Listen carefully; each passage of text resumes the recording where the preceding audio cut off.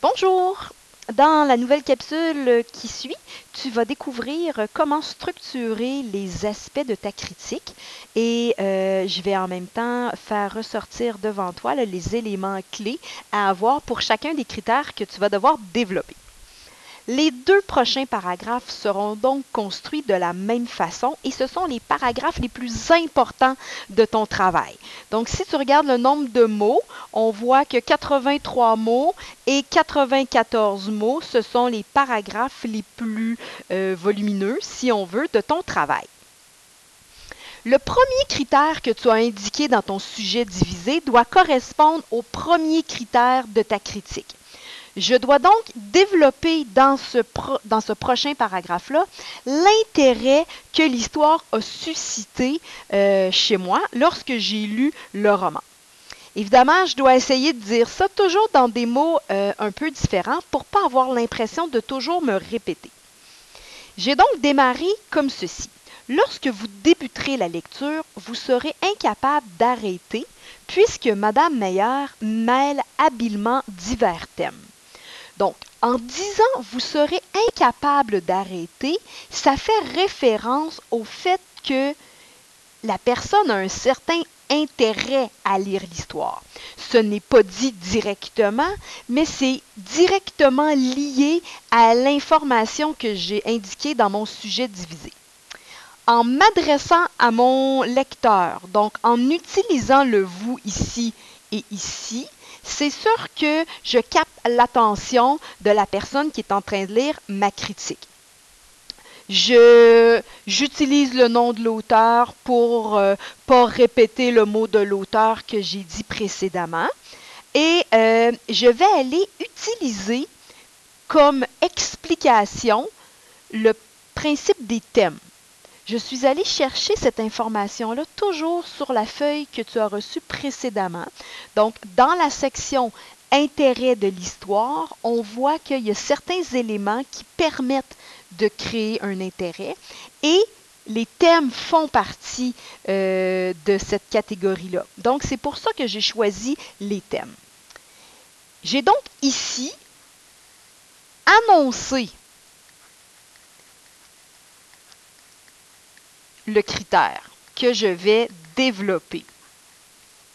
J'ai annoncé le critère et j'ai en fait commencé à expliquer. Mon explication va démarrer avec mêle habilement divers thèmes. Donc, j'explique pourquoi le roman est intéressant et je fais la démonstration. Pourquoi qu'elle mêle divers thèmes? Ben, ce qu'elle fait, c'est qu'elle ne fait pas uniquement un roman d'amour, comme on pourrait le penser. Elle utilise aussi la chasse à l'homme, le vampirisme, des combats sanguinaires tout au long du récit.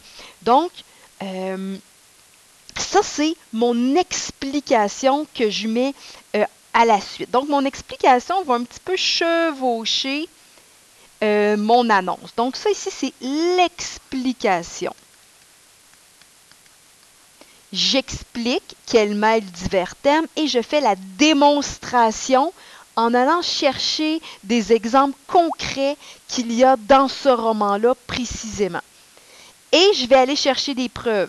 Il suffit de penser à la scène romantique de la clairière ou bien à celle plus angoissante du studio de danse pour constater la variété. Donc, je reviens avec le principe qu'elle mêle habilement divers thèmes. Donc, ce qui est intéressant ici, c'est qu'on a une variété. En exploitant différentes thématiques, c'est des façons différentes de dire la même chose.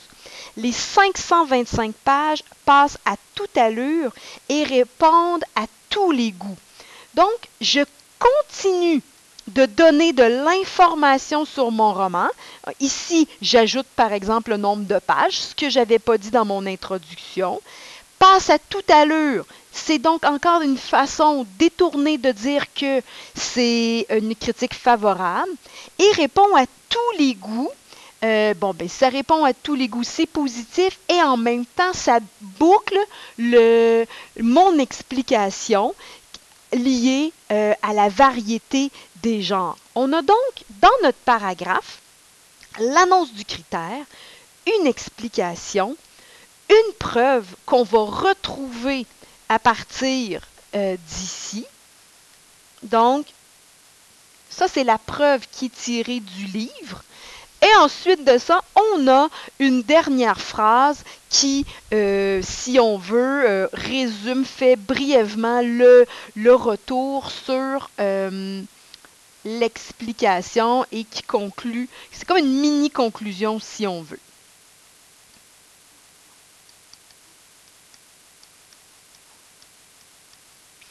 Hein, ça boucle le paragraphe, ça termine mon raisonnement. Le deuxième paragraphe va être construit de la même façon. Ici, j'ai utilisé un marqueur pour montrer que c'était une suite. Donc, ensuite, ça annonce un deuxième élément. Les nombreux traits descriptifs d'Édouard. Donc, je suis directement avec le critère 2. Dans mon introduction, j'avais écrit les caractéristiques des personnages. Donc là, j'ai varié un petit peu. J'ai parlé des nombreux traits descriptifs d'Édouard. Ça veut dire exactement la même chose. Et la variété des sens stimulés. Donc là, je suis allée chercher un autre élément en lien avec les personnages. On sait que tous les personnages ont des caractéristiques, mais il y a des auteurs qui en mettent un petit peu plus ou un petit peu moins. Donc ici, je précise que c'est le nombre qui est intéressant et la variété des sens stimulés. Ah, ça, c'est un élément de théorie qu'on a vu cette année, les descriptions sensorielles. Et c'est ce qui permet au lecteur d'imaginer les personnages, et dans ce cas-ci, le personnage masculin.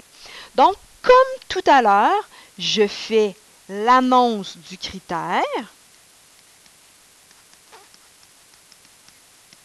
et je nomme ou j'indique ce qui explique ce critère-là. Ensuite, je vais devoir faire la démonstration que ce que j'ai indiqué est vrai. Donc, en effet, l'auteur sollicite à la fois la vue, le toucher et l'odorat. Donc, je fais la preuve qu'elle varie les sens. Donc, j'explique ou je démontre et je vais aller le prouver avec un extrait que j'ai tiré du roman à la page 300. Donc, ça, c'est ma preuve. Ça, c'est une preuve textuelle telle quelle. Je l'ai relevée du roman. Alors que tout à l'heure, ma preuve, c'était une preuve que j'avais plutôt reformulée dans mes mots. Les deux possibilités sont possibles et c'est correct d'utiliser l'un ou l'autre. Ce qui est important de voir, c'est que lorsque tu choisis un extrait, il faut que ton extrait, tu le places entre guillemets, que tu indiques le numéro de la page où tu as relevé ton extrait. Et si l'extrait est trop long, tu peux te permettre de garder uniquement le bout qui t'intéresse en indiquant par ce symbole-là, c'est-à-dire crochet et point de suspension, que tu as coupé un passage.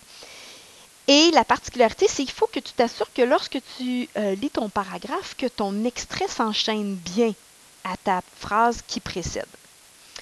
Et on termine en faisant la même chose.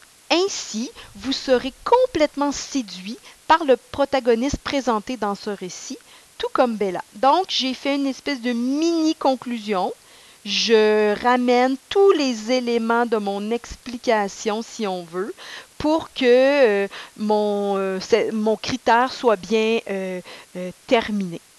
J'ai fait la même chose, j'ai parlé à mon lecteur, j'ai utilisé des termes pour montrer que c'est favorable, donc en montrant que c'est nombreux, en montrant que clairement, donc on aime ça habituellement, les histoires qui sont plutôt claires.